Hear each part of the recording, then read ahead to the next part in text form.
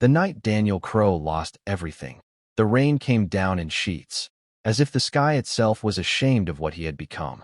He stood under the flickering streetlight outside his own glass tower, suit soaked, phone dead, watching strangers pass by without recognizing the man who once owned half the city's attention. Just hours earlier, he had been untouchable. Now he was invisible. And it all began with a single choice he had made years ago, the choice to believe he was better than everyone else. Daniel Crowe had built his empire on confidence, so sharp it cut anyone who stood too close. At 42, he was the celebrated CEO of Crowe Dynamics, a logistics and tech firm that moved goods faster than competitors could even track them. Business magazines praised his fearless leadership. Employees whispered another word behind his back: ruthless. Daniel liked it that way. Fear, he believed, was respect in a cleaner suit. Across town, on the same night, a woman named Hannah Iqbal knelt on the cracked floor of a small community center, scrubbing spilled tea with a worn cloth. The center smelled of old books, disinfectant, and hope that had been patched together too many times. Hannah was 28, a part-time teacher and full-time caregiver to her ailing mother. She had no title, no savings, and no illusion that life owed her anything. But she had something Daniel Crowe had long forgotten: humility. Hannah's day had started before sunrise. She prepared her mother's medication, packed lunches for 2 neighborhood children whose parents worked night shifts, and walked to the bus stop with shoes that pinched her heels. At school, she taught children who came hungry, angry, or scared, and she listened more than she spoke. When the community center asked for volunteers to clean after a failed fundraising event, Hannah stayed, even though she was exhausted. She always stayed. She believed that small acts mattered, even if no one clapped for them. Daniel, on the other hand, woke up that same morning in a penthouse overlooking the river. He barely glanced at the skyline anymore. It bored him. His assistant reminded him of a board meeting and a lunch with potential investors from overseas. Daniel waved her off, already scrolling through messages praising his latest acquisition. One message, however, irritated him. It was from a junior analyst named Marcus Hale, warning him about a risky merger Daniel was pushing through. Daniel dismissed Marcus without reading the full report. He's young, Daniel scoffed to his assistant. Doesn't understand how winners think. He had stopped listening to warnings years ago. In Daniel's mind, humility was for people who hadn't yet proven themselves. The boardroom that afternoon was tense. The merger promised massive growth, but relied on fragile overseas partners and questionable debt structures. Several board members raised concerns, including Eleanor Wright, one of the few people who had known Daniel before his rise. Eleanor spoke carefully, urging caution, suggesting a delay. Daniel smiled thinly. "With all due respect," he said, leaning back in his chair, "hesitation is the language of failure. I didn't build this company by being afraid." The room fell silent. No one challenged him further. Pride had filled the space so completely there was no room left for reason. Meanwhile, Hannah's quiet world faced its own storm.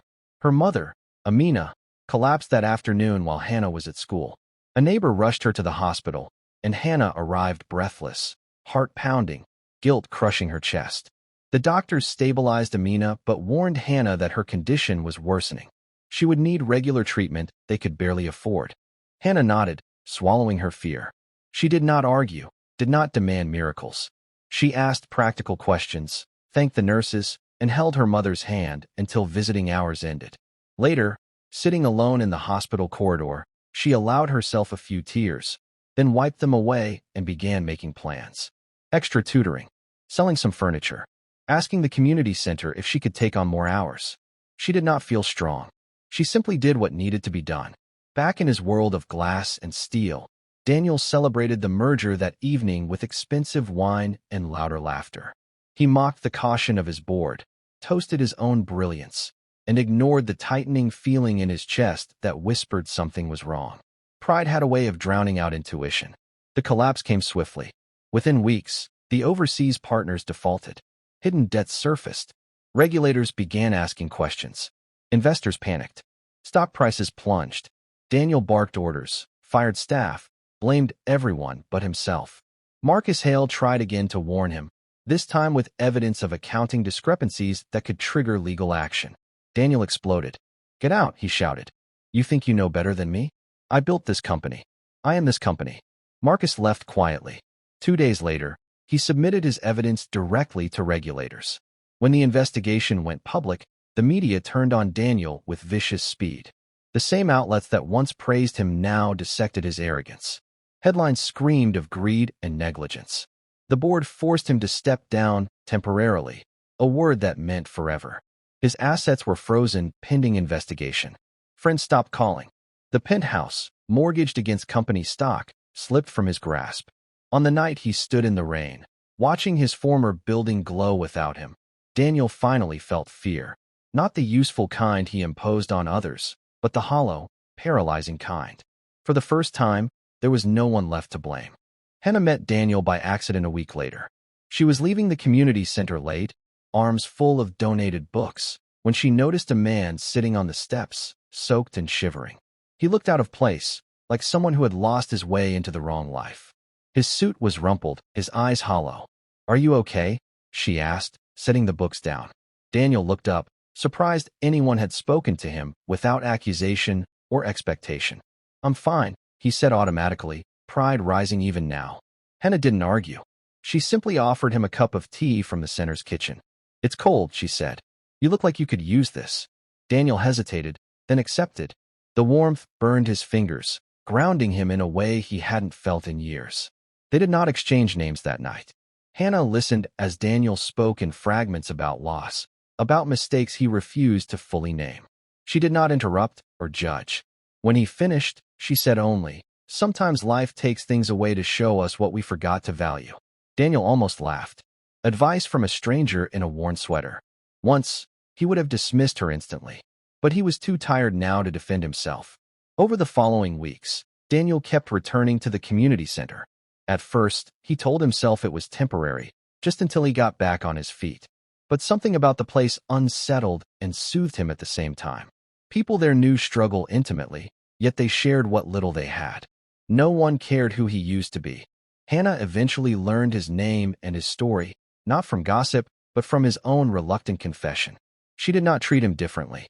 She asked him to help stack chairs, serve food, tutor kids in math.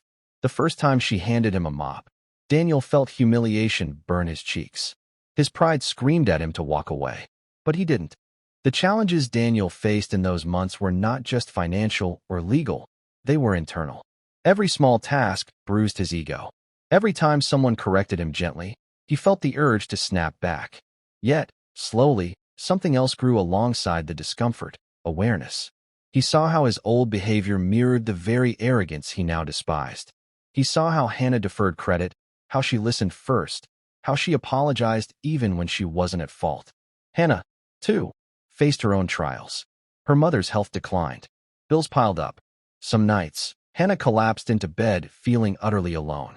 But she never allowed bitterness to take root. When the community rallied around her, bringing meals, watching her mother while she worked, Hannah accepted help with gratitude, not shame. She understood that humility was not weakness, it was connection. Daniel's legal troubles eventually concluded.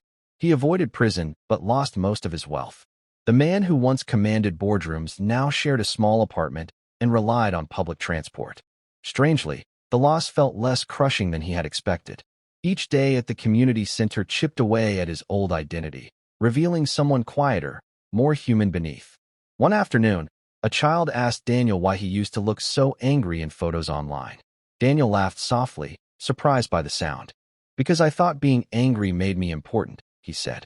"I was wrong." The turning point came when the center faced closure due to lack of funding. Hannah was devastated but composed.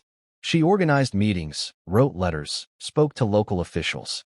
Daniel watched her work, not with dominance, but with persistence and respect. This time, Daniel listened. He offered his skills quietly, helping structure proposals, negotiate with sponsors, and plan logistics. He did not take credit. He did not push his name forward. The funding came through, enough to keep the center open. At the reopening event, a local official thanked Hannah publicly. She tried to redirect the praise to the volunteers, including Daniel. He shook his head gently. "This place taught me more than I ever gave," he said simply. Years later, Daniel would look back on his fall not as a tragedy, but as a correction. Pride had built him high but hollow. Humility had stripped him down and rebuilt him whole. Hannah never became famous or wealthy. Her life remained modest, her challenges ongoing. But she slept each night with peace in her chest, knowing she had lived with integrity. The lesson was simple, yet profound. Pride isolates and destroys, while humility connects and saves. One man learned it the hard way. One woman lived it every day. And in their crossing paths, both were changed forever.